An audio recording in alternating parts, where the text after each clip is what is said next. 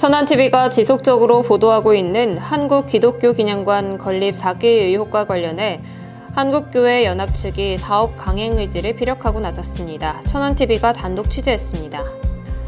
천안의 한 요양병원에서 50대 여성이 사망한 것을 두고 병원 측과 유가족이 진위 여부를 두고 공방을 벌이고 있습니다.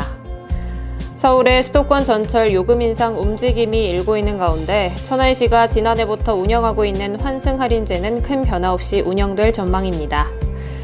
충청남도와 대한치과의사협회가 충남의 국립치의학연구원을 설립하는 데 있어 함께하기로 했습니다. 케냐 출신 기와 마라토너 오조환이 23년 묵은 한국 신기록을 올 시즌 깰 수 있을지 관심이 모아지고 있습니다.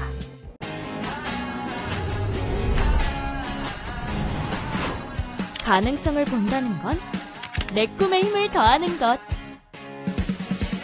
이곳에선 누구나 새로운 나를 발견하고 더 큰 미래를 꿈꾸고 끊임없이 도전하고 우리의 가슴 벅찬 상상이 현실이 되도록 내 꿈의 시너지가 되는 대학. 백석대학교. 안녕하십니까. 아나운서 정혜인입니다. 천안TV 주간 종합뉴스 시작하겠습니다. 천안TV는 한국기독교기념관 사업에 대해 지속적으로 보도하고 있습니다. 보도 이후 천안시는 보도자료를 내고 이 사업의 실체가 불투명하다고 알렸습니다. 그러면서 수면 아래로 가라앉는 듯 했지만 보수 개신교 연합체가 이에 아랑곳 없이 사업을 강행하겠다고 밝혀 논란은 새로운 국면을 맞게 됐습니다. 지유석 기자가 단독 보도합니다. 보수 개신교계 연합체인 한국교회연합은 한국기독교기념관 사업에서 빠짐없이 등장해 왔습니다. 한교원 송태섭 대표회장은 지난해 12월 한국기독교기념관 홍보관과 세계 최대 예수상 착공 감사 예배에서 느헤미야가 끝까지 성전을 건축해낸 것처럼 하나님께서 함께 하시니 포기하지 말고 이뤄내길 바란다. 끝까지 한교인이 함께 할 것이라고 격려했습니다. 황학구 이사장을 향해선 분명한 역사의식을 가지고 다음 세대에 꿈을 주기 위해 이 일을 시작했다고 치켜세우기도 했습니다. 그러나 송태섭 목사는 막상 이 사업을 두고 의혹이 일고 있다는 기자의 질문에 우린 책임 없다는 답변으로 일관했습니다. 한국기독교기념관 그게 황학구 이사장 제가 확인해 보니까 대전 군산경찰서에도 지금 고발이 몇 건 들어가 있어요. 잘못했으면 들어가야지. 잘못했으면 아무 책임 없다는 거예요. 우리는 우리도 책임 있어요. 작년에 총회 때 보니까 7대 과제로 그렇게 한국기독교기념관 설정해놓고 할 수도 있지. 우리가 기도하고 협력할 수도 있는 거지. 근데 지금 와서는 아무 그렇게 책임 없다는 거예요. 우리 책임이 뭐가 있어? 우리는 협력하기 때문에 네. 우리가 뒤에서 기도해주고 잘 되기 위한 그 협력이 다른 거 있어. 우리가 돈을 투자한 거 봤으니까 뭐 하는 거지. 한편 상임대표인 이영한 장로는 그간 이 사업이 잘못 알려져 있다며 오늘 28일 오전 기자회견을 하겠다고 예고했습니다.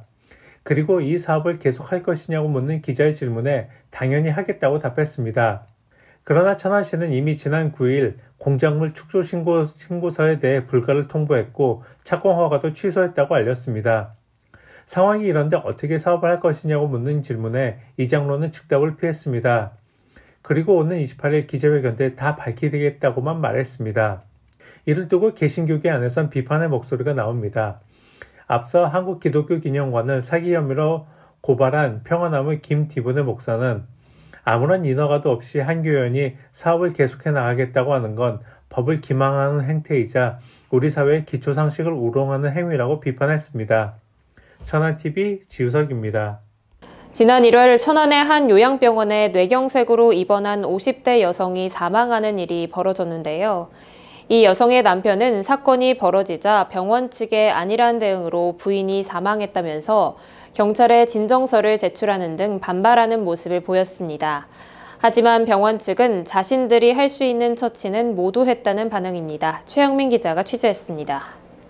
뇌경색 투병 생활 중인 한 50대 여성이 입원하고 있던 요양병원에서 갑작스레 사망하면서 가족들은 병원 측의 과실을 주장하고 나섰습니다. 50대 여성인 A씨는 10여 년 넘게 뇌경색을 앓으면서 연하곤란증과 기도폐쇄가 수시로 발생하는 환자였습니다. 자가호흡도 곤란해 소위 콧줄이라고 하는 비위관을 삽입해 산소를 공급받아야 하는 상황이었습니다. 사건이 벌어진 것은 지난달 22일 정오쯤이었습니다. 당시 점심 식사를 하던 중 A씨의 목에 음식물이 걸리는 상황이 일어났고 이에 간병인은 급하게 응급벨을 눌러 의료진을 호출했습니다. 하지만 이때 당시 의료진의 대처가 늦어져 결국 A씨가 숨졌다는 게 A씨 가족의 주장입니다. 그런 환자들은 이제 병원에 입원할 때 다 의료진들이 다 그 예의주시하고 있잖아요. 먹을 때. 그런 환자한테 밥을 혼자 먹게 했고 또 간병인이 반찬을 줬는데 애엄마 그게 목이 걸렸어요. 바로 걸려가지고 간병인이 제가 CCTV를 보니까 응급벨 누르는데 한 6초에서 7초 걸렸어요. 그렇게 하고 간호사들이 2명이 막 뛰어온 것도 아니고 어슬렁어슬렁 걸어오는 게 한 18초 걸렸어요. 목에 걸렸다는 걸 다 인지를 하고 오는 거잖아요. 그렇게 긴급 조치를 취해야 되잖아요. 왜냐하면 혼자 숨도 못 쉬는데. 관리감독 주체인 동남구 보건소 측은 민원인은 A씨의 남편의 호소 후 현장을 다녀왔지만 행정기관으로서는 의료인들의 과실치상에 대해 행정적 처분을 내릴 수 있는 길이 없다고 전했습니다. 그렇다면 병원 측 입장은 어떨까? 남편의 주장과는 정반대로 병원 측은 자신들은 할 수 있는 의료적 행위를 충분히 실시했고 병원에서도 남편에게 충분히 설명을 했다고 주장했습니다. 그건 그분이 주장하시는 거고 그분한테도 저희 병원장님이 충분한 설명을 다 해드렸고 그분은 이제 뭐 여러 가지 얘기를 하셔요. 사실관계하고 다른 얘기도 계속 하시고 정말로 뭐 그분 말씀하시는 대로 뭐 우리가 대처가 늦어서 의료사고라고 생각하신다면 그거에 대비해서 보험도 들어있고 다 하거든요. 네네. 그래서 법대로 하신다면 다 그거에 대해서 우리가 해명을 하겠다. 그렇게 답변을 다 했던 상황이고. 한편 A씨의 남편은 이 사건에 대해 경찰 측에 정식으로 수사를 의뢰한 것으로 알려졌습니다. 천안TV 최영민입니다. 천안시 목천면에 위치한 쿠팡 물류센터는 지난 2020년 조리보조원 고 박형경 씨가 업무 중 사망하는 일이 벌어지며 큰 이슈가 됐었던 적이 있었죠. 그런데 최근 들어서도 60대 화물기사가 숨지는 사건, 그보다 1년 전에도 유사한 사망 사건이 일어나며 관계 당국이 조사에 들어갔다고 하는데요. 지우석 기자의 단독 보도입니다. 쿠팡 목천 물류센터에서 지난 9일 60대 화물기사가 숨지는 사고가 발생해 관계당국이 수사에 들어갔습니다. 숨진 화물기사 A씨는 이날 새벽 화물차 하차 작업 중 적재하면서 추락해 숨졌습니다. A씨는 하루 6회 배송 작업을 하는 등 장시간 노동에 시달렸다고 유가족 측이 전했습니다. 현재 이 사건은 중대재해처벌법 위반 사항으로 대전지방고용노동청이 수사 중입니다. 그런데 이 사건을 수소문하는 과정에서 1년 전인 지난해 1월 이와 비슷한 사고가 발생했다는 사실이 드러났습니다. 사건 발생 시점은 중대재해처벌법 시행이 임박한 시점이었고 따라서 이 사건은 대전지방고용노동청 천안시청이 수사 중입니다. 하지만 천안지청은 수사 중이라는 이유로 자세한 언급은 하지 않았습니다. 원청인 쿠팡은 사고 발생 이후 아무런 입장 표명도 없다가 취재가 시작되자 홍보실을 통해 입장을 전해왔습니다. 좀 확인해보니까요. 그 외부 전문 운송업체 소속이시더라고요. 예, 고인께서는 저희 직원분은 아니셨고, 외부 전문 운송업체 소속이셨고, 본인이 이제 운영하셨던 그런 차량에서 내려오시던 중에 이제 떨어지셨나봐요. 그래서 실족사 하셨던 걸로 파악하고 있는데요. 저희 직원분이 아니시고 이제 외부 그 전문 운송 업체에 소속이시다 보니까 저희가 뭐 차량 운행이나 뭐 이런 것들에 또 이렇게 관여할 수 없는 부분들이 있는 것 같더라고요. 쿠팡 천안 목천 물류센터에선 지난 2020년 이후 3건의 사망사고가 발생했습니다. 특히 1년 전 벌어진 사망사건은 거의 알려지지 않았다가 이번 천안TV 취재로 사건 발생 사실과 수사 중인 사실이 동시에 드러났습니다. 그런데도 쿠팡은 책임이 없다는 식으로 선을 긋고 있습니다. 이에 대해 지역 노동계는 직접 책임을 촉구하는 행동을 준비 중이라고 알렸습니다. 천안TV 지우석입니다. 계속되는 고물가 시대에 전기료와 난방비 등의 폭탄이 연이어 터지면서 서민들의 어려움은 점점 커져가고 있는 게 사실이죠. 대중교통 요금 역시 예외일 순 없는데요. 지난해 17년 수건 사업이었던 수도권 전철 환승 할인제를 이뤄낸 천안시가 서울시의 지하철 요금 인상 움직임에 발맞춰 만반의 준비를 마쳤다고 합니다. 하반기로 미뤄진 서울의 지하철 요금 인상 움직임에 상관없이 천안 시민들은 안정적으로 지금처럼 환승 할인제 혜택을 누릴 수 있을 것으로 보입니다. 최양민 기자가 취재했습니다. 고물가 시대 속에 대중교통 요금 인상도 꿈틀대기 시작하면서 지난해부터 시작한 천안시의 수도권 전철 환승 할인제 역시 흔들릴 가능성이 있었지만 천안시는 끄떡없다는 반응입니다. 환승 할인제는 서울시의 수도권 전철 요금에 민감할 수밖에 없는 게 사실입니다. 환승 할인을 이용하는 시민들의 전철 기본요금을 천안시가 부담하고 있기 때문입니다. 특히 천안에는 많은 대학들이 있고 이들 중 대부분은 수도권에서 통학하는 학생들이어서 전철을 이용하는 수요가 많은 것도 사실입니다. 여기에 천안과 수도권을 오가는 직장인들까지 더해지면 천안을 기반으로 수도권 전철을 이용하는 승객은 상당히 많습니다. 다행히 서울시는 최근 수도권 전철을 비롯한 대중교통 요금 인상을 하반기로 미룬다고 발표했습니다. 하지만 천안시는 이와는 별도로 물가 인상 추이와 요금 인상 움직임을 예견해 지난해 사용한 27억 6천여만 원의 예산에서 160% 상향된 45억 원의 예산을 편성해 운영한다는 방침입니다. 작년부터 저희가 예산 인상된다는 건 여론이 있어서 알고 있었고요. 그거 생각해서 올해는 예산을 좀 여유 있게 세워놨어요. 저희가 또 코로나가 이제 거의 이제 진정 국면이고 해서 이용료도 늘어날 것 대비해서 작년에 한 집행 예산이 28억이 좀 안 되는데 그거에 한 160% 된 상향된 금액으로 올해 본 예산에 45억 정도 예산을 세워놨어요. 예산은 충분할 것 같은데 혹시나 또 이용객들은 추정치기 때문에 더 늘어날 수 있는 거잖아요. 혹시나 인상된 부분에 대해서는 제가 도비를 확보하려고 지금 도하고도 긴밀하게 이제 얘기를 논할 거 있었어요. 1월 초부터 계속. 시 관계자는 또 박상돈 시장의 방침상 대중교통을 자주 이용하는 서민들을 위해서라도 이를 위한 지원은 계속될 예정이라고 전했습니다. 천안TV 최영민입니다. 국립치의학연구원 유치에 열을 올리고 있는 충청남도가 대한치과의사협회와 뜻을 함께하기로 했는데요. 이번 일로 대통령 공약이기도 한 국립치의학연구원 유치에 탄력이 붙을 것으로 기대가 모아지고 있습니다. 이현자 기자가 보도합니다. 우리나라 치과의사 3만 명이 소속되어 있는 대한치과의사협회와 충남도가 국립치의학연구원 설립 추진에 있어 힘을 모을 것을 다짐했습니다. 김태흠 도지사와 박태근 대한치과의사 회장은 지난 16일 국립치의학연구원 설립 추진과 관련해 업무 협약을 체결했습니다. 천안 아산역 R&D 집적지구내 설립 중인 국립치의학연구원은 민선 8기 김태흠 지사의 공약이자 윤석열 대통령의 공약인 만큼 어느 때보다 빠른 추진이 기대되고 있는 사안입니다.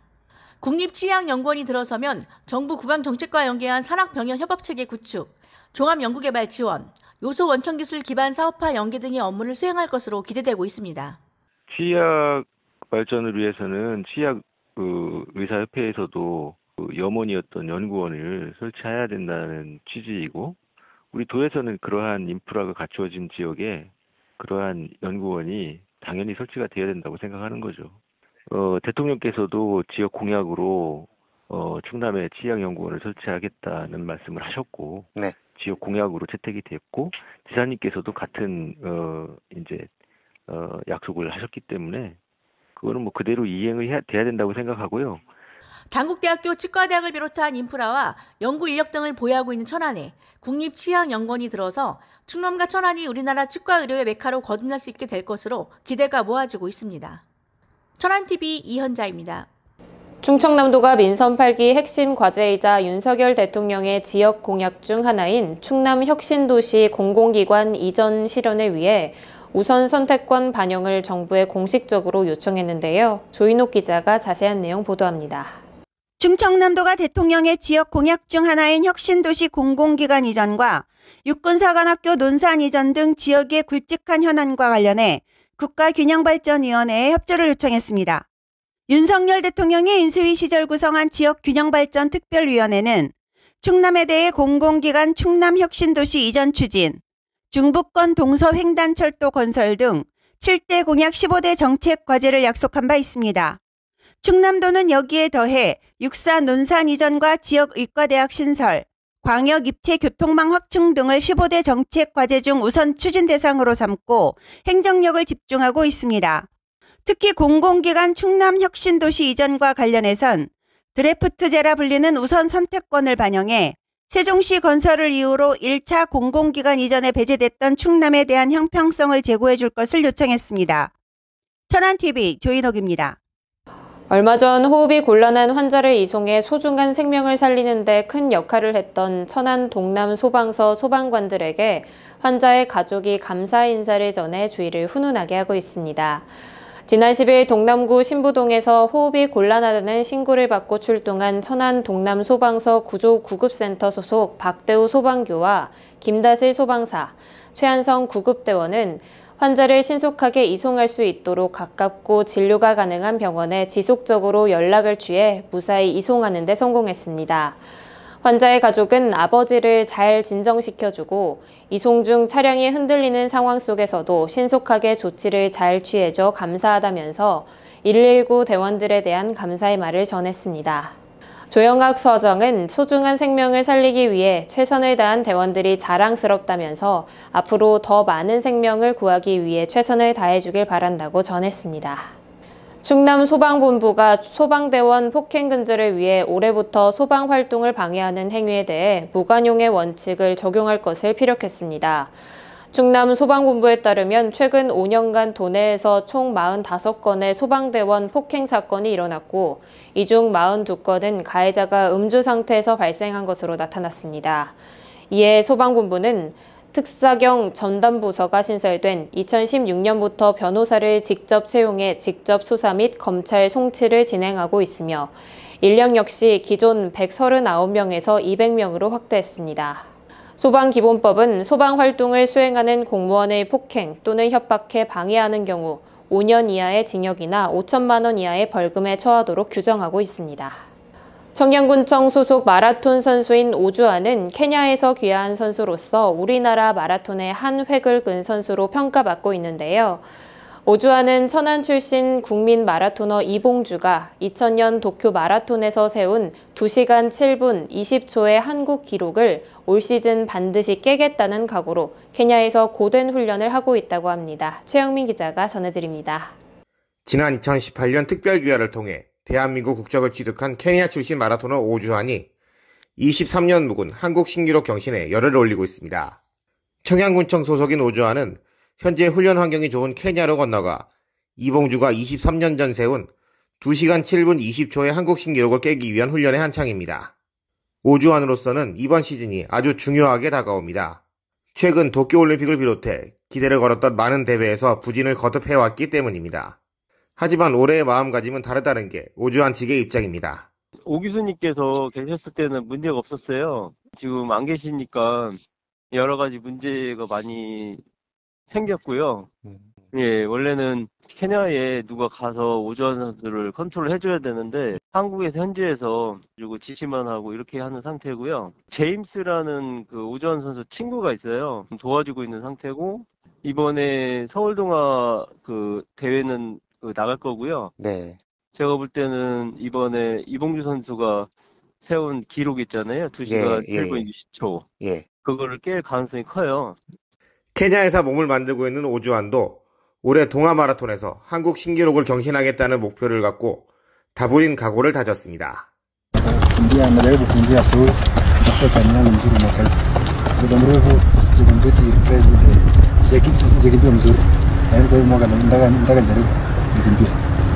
오주환이 올 시즌 한국 신기록 경신을 통해 그동안의 부진을 털어내며 명예 회복을 할 수 있을지 기대가 모아지고 있습니다.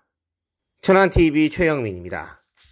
천안시 축구협회와 라마다 앙코르 바이 윈덤 천안이 상호 협력과 관련한 협약을 체결했습니다. 이번 협약을 통해 천안시 축구협회는 별도 협의된 사항을 바탕으로 전략적 마케팅을 진행해 각종 대회 및 동호인들에게 라마다 앙코르 바이 윈덤 천안을 노출시키며 제휴된 내용을 공지하게 됩니다. 라마다 앙코르 바이 윈덤 천안은 천안시 축구인들에게 사전에 협의된 혜택을 제공하며 오는 7월에서 8월 예정인 K리그 유스 챔피언십의 성공적 개최를 위해 함께하기로 했습니다. 이기호 천안시 축구협회장은 천안의 축구 동호인들과 함께 라마다 앙코르 바이 윈덤 천안의 공동 발전을 위해 노력하겠다고 말했습니다. 박상돈 천안시장이 2023년 재난관리평가위원들과의 기관장 인터뷰 자리에서 안전한 도시 환경을 조성할 것을 다짐했습니다. 박 시장은 지난 14일 가진 자리에서 자연재난과 사회재난, 잠재적 재난에 대한 예방과 대비, 대응, 복구 계획을 철저히 수립해 시민의 생명과 신체, 재산을 보호하고 재난관리 총괄자로서 앞으로 최선을 다하겠다고 전했습니다. 앞서 천안시는 전국 지자체 중 최초로 기능 연속성 계획을 수립했고 중장기 재난안전 종합계획인 재난안전 마스터플랜을 구축했습니다. 또한 현장 중심의 재난 대응 역량 강화 등 5대 추진 전략과 방제 성능 이상의 집중 호우에 대비한 사람 중심 침수 대응 등 35개 세부 실행 계획을 수립해 앞으로 5년간 추진할 계획입니다.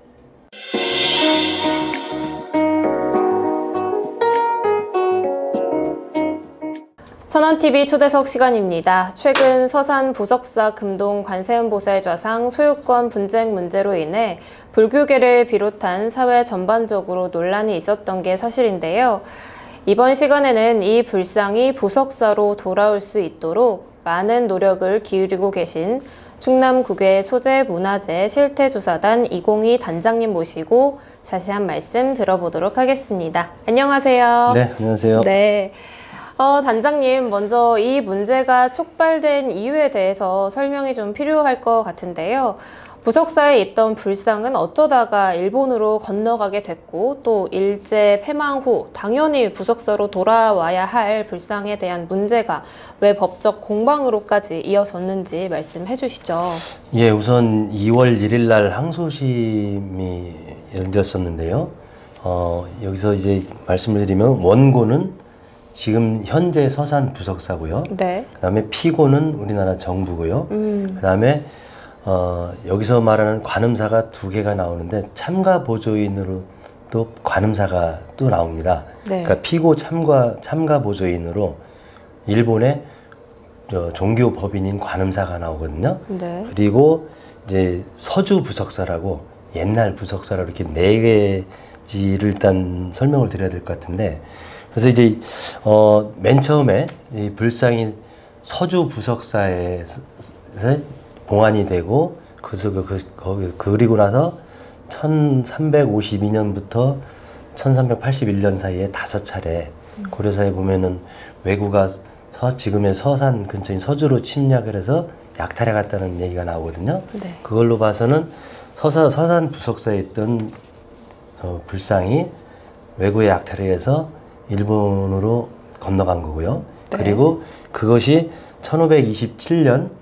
대마도 관음사가 창간하면서 거기에 모셔졌었는데 2012년 대한민국의 절도단 일행이 곧 금동열에 입상하고 서산에 있는 금동 관음보살 좌상을 2가지를 훔쳐서 국내로 반입을 했던 거예요. 네네. 그런 과정에서 조사 과정에서 2013년에 조사를 통해서 그 사람들이 잡히면서 금동열의 보살 입상은 통일신라 것으로 추정되는데 그거는 국내에서 소유권을 주장한 사람이 없기 때문에 일본으로 반환을 시켰어요. 네. 근데 그 과정에서 같이 나온 이 서산 금동보살 좌상이 지금의 현재 있는 서산 부석사에서 이건 우리가 옛날에 1330년에 서주 부석사인 시절에 봉안했던 불상이다 해서 국가를 상대로 소유권을 주장을 하면서 이렇게 법적인 문제가 발생이 된 거거든요. 네. 그래서 서주 부석사라는 것이 밝혀진 것은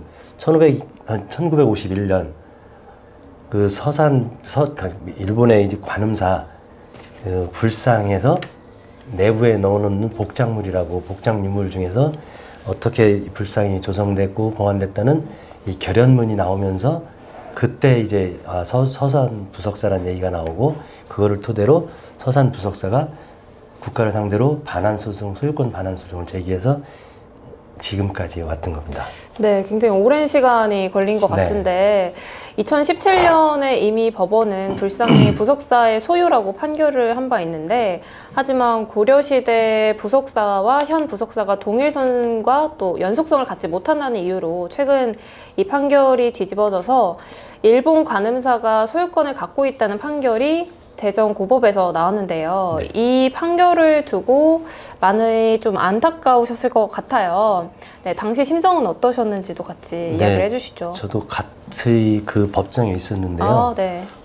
관심 있어서 가서 지켜보는데 부장판사의 주문을 듣는 순간 좀 황당했습니다. 네. 황당했고 그 옆에 계시던 그 10년 가까이 부처님을 봉안하기 위해서 신도들이 봉안위원회를 만들으셨는데 그분들이 숨죽여서 통곡하는 소리도 들었고요. 지금 이제 아까 말씀드린 것처럼 이게 지금 서주 부석사하고 서산의 부석사가 동일한 절이 아니라고 법원에서 판결을 했는데 1심에서는 그게 동일한 연속성을 가진 서주 부석, 서산 부석사라고 해서 소유권을 인정해줬는데 네. 대전 고법에서는 이제 이 서주 부석사하고 지금 현재 서산 부석사 사이에 그동안 이제 조선시대에 보면 조선왕조실록에 태종실록하고 세종실록에 네. 그때 당시 뭐 아시는 것처럼 숭유억불 정책을 한다고 하면서 절을 몇 가지를 정리를 하면서 남겨놓는 절 리스트에 부석사라는 이름이 없기 때문에 서주 부석사하고 서산 부석사가 동일한 절이 아니다. 이렇게 근거를 댄 겁니다. 그래서 이제 그거를 토대로 조계종에서도 그러면은 1700년 된 불교 역사를 무시하는 거냐. 네. 이런 당장 성명서를 냈고요. 그리고 그렇게 따지면은 경주 불국사나 해인사 이런 데도 그 옛날에 만들었던 천년고철이라고 하지만 그 절이 원고원이 남아있는 경우는 없거든요. 그리고 불국사 같은 경우도 아까 말씀드렸던 조선왕조실록에 그 절의 목록에는 없었던 겁니다. 그러다 보니까 이런 문제들이 나온 거고요. 그 앞으로도 그 부분을 이제 더 보완해서 법적으로 대응을 해야 될 숙제라고 생각합니다. 네, 알겠습니다. 부석사 문제를 비롯해서 현재 충남에는 일본으로 이제 약탈된 후에 아직도 돌아오지 못한 소중한 우리 문화재들이 많다고 알고 있는데 대표적으로 어떤 게 있는지 말씀도 해주시고 반환을 위한 노력은 어떻게 진행되고 있는지도 이야기해 주시죠. 예, 저희가 2016년도에 대표적으로 좀 말씀드릴 수 있는 부여의 백제미소불이라고 불리는 금동 관음보살상을 보고 존재를 알고 그때 당시 환수활동을 해서 2016년도에 충청남도 국외소재 문화재 보호 및 환수활동 지원 조례를 같이 제정을 했고요. 네. 그리고 2017년도에 충청남도 국외소재 문화재 실태조사단이라는 걸 꾸리기 시작해서 지금 현재 제가 3기 단장을 맡고 있고 지금껏 해오고 있습니다. 그래서 2018년도에 그 금동보살을 소장했다는 사람을 최친근이라는 사람을 통해서 네. 도쿄에 가서 친견을 하고 나서부터는 좀 더 의욕이 생기고 충청남도 문화유산 회복재단과 함께 네. 충청남도에서 반출된 문화재 리스트를 작성하기 시작했고요. 그걸 토대로 지금도 작년 말까지 가서 그 수장자들과 다양한 방면으로 접촉을 하려고 시도를 하고 있습니다. 네, 굉장히 노력 중이신 것 같은데요. 단장님께서는 재선 충남도 의원 출신이신데요. 의원직으로 재직할 당시에도 국외 소재 문화재에 대한 관심이 많으셨던 걸로 기억을 합니다. 이와 관련된 조례 제정에도 참여하셨던 걸로 알고 있는데요. 이를 바탕으로 충청남도와 충청남도 의회는 국외 소재 문화재 환수를 위해서 어떤 일을 하고 있는지 이야기해 주시죠. 네, 아까 말씀드린 것처럼 2016년도에 조례를 만드는 과정에서 발의자로 했고요. 네. 그리고 그 이후에 실체조사단 만들고 그리고 이 부분을 우리만 할 것이 아니라 도민들에게도 알리기 위해서 국외소재 문화재는 실태조사 보고서를 매년 작성을 했고요.